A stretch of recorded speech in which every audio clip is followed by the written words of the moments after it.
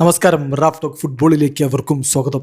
വിനിയും റാഫീഞ്ഞയും എസ്റ്റവായോയും ഒക്കെ ചേർന്ന ഒരു കിടിലൻ മുന്നേറ്റ നിര.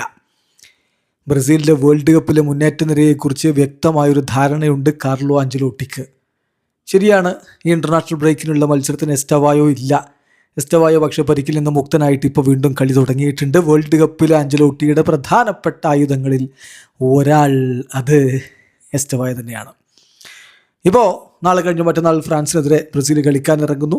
അതിന് മുന്നോടിയായിട്ട് മാധ്യമങ്ങളെ കാണുമ്പോൾ അദ്ദേഹത്തോട് ചോദിക്കുന്നു, ബ്രസീലിൻ്റെ മുന്നേറ്റ നിരയെക്കുറിച്ച് എന്ത് പറയുന്നു? അദ്ദേഹത്തിൻ്റെ മറുപടി, തീർച്ചയായിട്ടും വിനിക്ക് ഒരു ഗ്രേറ്റ് വേൾഡ് കപ്പ് ആയിരിക്കും ഇത് എന്നാണ് ഞാൻ പ്രതീക്ഷിക്കുന്നത്. അദ്ദേഹത്തിന് കാര്യങ്ങൾ മാറ്റിമറിക്കാൻ പറ്റും. പക്ഷേ അദ്ദേഹം മാത്രമല്ല, അറ്റാക്കിൽ നമുക്ക് വേറെയും മികച്ച താരങ്ങളുണ്ട്, ലൈക്ക് റാഫീഞ്ഞ ആൻഡ് എസ്റ്റവായോ.